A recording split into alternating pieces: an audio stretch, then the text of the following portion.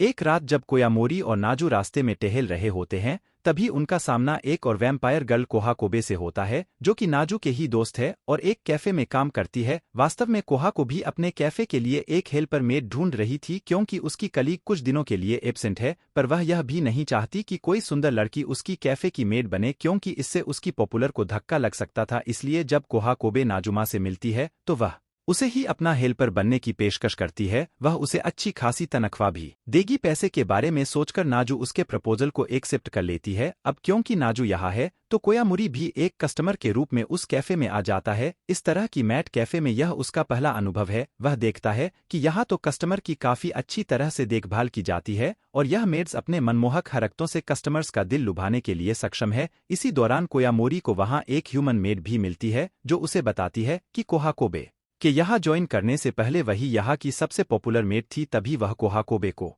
देखता है, जो कि अपनी अदाओं से हर किसी को खुश करने में लगी हुई थी। काम के बाद कोहा कोबे को एक मेल आता है, जिसमें कि उसके कैफे के मेड की सीक्रेट खींची गई तस्वीर होती है। वह सोचती है कि शायद उसकी भी गुप्त रूप से फोटो खींची गई होगी, लेकिन फोटो को देख कोयामोरी उसे बताता है कि तस्वीर में दिख रही लड़की ह्यूमन मेड जैसी लग रही है। वे दोनों कोयामोरी द्वारा फोटो की इतनी डिटेलिंग निकालने को लेकर हैरान हो जाते हैं, पर सोचती है कि आखिरकार वह है तो लड़का ही। फिर कोहा कोबे कोयामोरी को इस फोटो को खींचने वाले इंसान का पता लगाने के लिए मदद मांगती है। तस्वीरों की ओर ध्यान से देखकर और फोटो खींचने के एंगल और डिस्टेंस का मेजर करते हुए कोयामोरी इस निष्कर्ष पर पहुंचता है कि यह फोटो चुपके से तो नहीं ली गई। तभी वहां उन्हें किसी के आने की आहट होती है। कोयामोरी और कोहा कोबे जल्दी से एक ड्रेसिंग रूम के लॉकर में छिप जाते हैं। वे दोनों बिल्कुल चिपक कर छिपे हुए हैं। कोयामोरी उसे बताता है कि यह फोटो पता नहीं क्यों उसे सेल्फी जैसी लग रही है। तभी उसे वहां इसका सबूत भी मिल जाता है। वे उस ह्यूमन मेड को अपने आधिक कपड़ों में सेल्फी लेते हुए देख लेते हैं।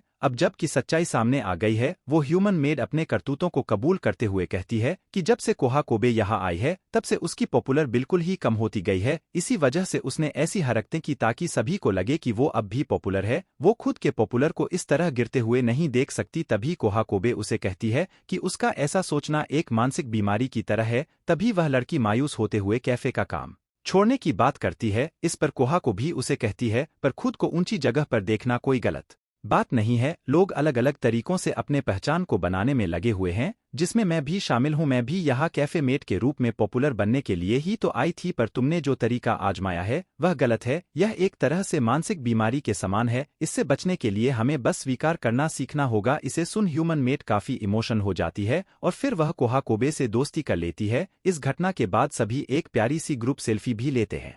मैट का काम करने पर नाजुना को काफी अच्छी खासी तनख्वाह मिलती है, जिससे कि उसके अंदर पैसे कमाने की इच्छा जागती है। वह अपने मसाज बिजनेस को अपग्रेड करने के लिए नए नए उपकरण खरीदती है और कोयामोरी को उसके लिए कस्टमर ढूंढ कर लाने को कहती है। ऐसे कस्टमर्स जिन्हें देर रात तक नींद नहीं आती। कस्टमर को खोजते हुए कोयामोरी का सामना एक नशेड़ी महिला के साथ होता है, लेकिन ऐसा लगता है कि उस महिला को उनकी सेवाओं में कोई दिलचस्पी नहीं। पर वह यह सोचती है कि कोयामोरी जैसा जवान लड़का उससे बात करने की पहल क्यों कर रहा है। वह उसे एक रेस्टोरेंट में ले जाती है, जहां कोयामुरी उससे पूछता है कि वह क्या करती है। इस पर वह महिला अपना बिजनेस कार्ड निकालकर उसे देती है। उसका नाम उगइसु है, जो कि एक जासूस है। वह गुम हुए इंसानों को ढूंढने का काम करती है। फिर उगइसु उसे एक चश्मे वाले लड़के की तस्वीर दिखाती है, जिसे वह ढूंढ रही थी। कोयामोरी उस तस्वीर को देखकर हैरान हो जाता है, क्योंकि वह लड़का और कोई नहीं बल्कि अकियामा होता है, जो कि कुछ दिनों पहले ही वैम्पायर बन गया था। वह उगइसु से झूठ झूठ बोलते हुए कहता है कि उसने इस लड़के को पहले कभी नहीं देखा, लेकिन कोयामोरी के एक्सप्रेशन से उगइसु को उस पर शक होता है। पर उगइसु उसे इस बारे में कुछ नहीं पूछती और वहां से चली जाती है। बाहर निकलकर उगइसु पीछे की ओर देखते हुए कहती है कि इस बार उसे अपनी उम्मीद से कुछ ज्यादा ही हासिल हुआ। इधर कोयामोरी वापस नाजुमा के पास जाता है। उसे नाजुमा के मसाज के लिए कोई भी कस्टमर नहीं मिल पाया। बाद में नाजू के वहां से निकलने पर उसकी मुलाकात उसके दोस्त अखरा और सेकी से होती है। वे तीनों वहां से घूमते हुए स्कूल की तरफ जाने लगते हैं। रात को स्कूल में कोई नहीं होता, तभी सेकी उन दोनों को स्कूल के बारे में फैली एक अफवाह को बताता है कि 10 साल पहले एक टीचर अचानक से स्कूल से गायब हो गया था, लेकिन हाल ही में उसे रात में किसी ने यहाँ देखा था। वे इसे बस मजाक के तौर पर ही लेते हैं, लेकिन सच में जब वे क्लास की तरफ जाते हैं तो वह टीचर उन्हें अकेले वहां बैठा हुआ दिखाई देता है। वह काफी भयानक लग रहा था। जब वह टीचर उन्हें वहां देखता है तो अचानक से अकीरा पर झपट पड़ता है और उसका खून पीने के लिए जोर करने लगता है। इसे देख से कि उस टीचर को पकड़कर अकेला के ऊपर से हटाने की कोशिश करने लगता है, पर वह ऐसा नहीं कर पा रहा। वह कोयामोरी को इसमें उसकी मदद करने के लिए कहता है, पर कोयामोरी तब तो वहीं पर खड़ा रहता है। वह काफी घबराया हुआ है, उसे उस टीचर से काफी सिमिलर गंध आ रही है। फिर वह अचानक एक चेयर उठाता है और उस टीचर पर दे मारता है,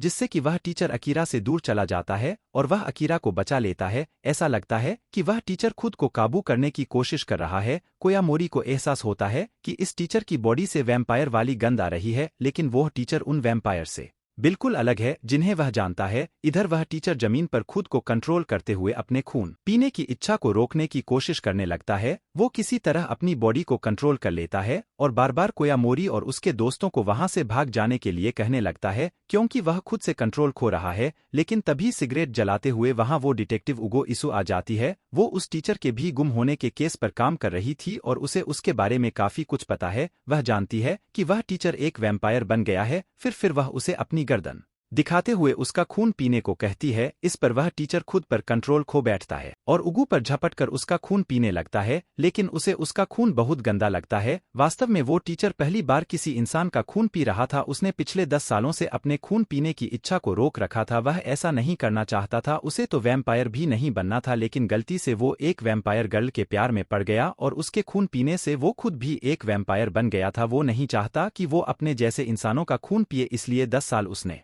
इससे खुद को रोक कर रखा। इतने वर्षों तक उसका इस तरह से जीवन बिताना काफी दर्दनाक था। इस पर उगो इसु ने उस टीचर के हाथ में एक चांदी का अंगूठा रखकर उसे सांत्वना देते हुए कहा कि मैं तुम्हें एक इंसान के रूप में मरने में मदद करूंगी। तभी सनराइज होता है। सूरज की रोशनी जैसे ही उसके शरीर पर पड़ती है, उस टीचर का शरीर राख में बदलने लगता है और धीरे धीरे वह इस दुनिया से पूरी तरह से गायब हो जाता है। वे तीनों इसे देख स्तब्ध रह जाते हैं। फिर उगु इससे उन्हें कहती है कि ये गायब होने वाले केसेस ज्यादातर वैम्पायर के ही होते हैं, इसलिए वह यह जानती है कि वैम्पायर से डील कैसे करना है। लेकिन इस घटना को देख कोयामुरी काफी गुस्से में है। वह उससे कहता है कि उसने टीचर को आखिर क्यों मारा। इस पर उगु इसु से कहती है कि वैम्पायर एक मॉन्स्टर है, उनका मरना ही अच्छा है। फिर वह उससे आगे कहती है कि वैम्पायर्स कई तरह के होते हैं, जिसके बारे में उसे अभी कुछ नहीं पता। उसके ये शब्द कोयामुरी के कानों में गूंजने लगते हैं और वह सोचता है कि क्या वह सच में वैम्पायर्स के बारे में सब कुछ जानता है। कोयामुरी सोचने लगता है कि क्या वैम्पायर बनने का उसका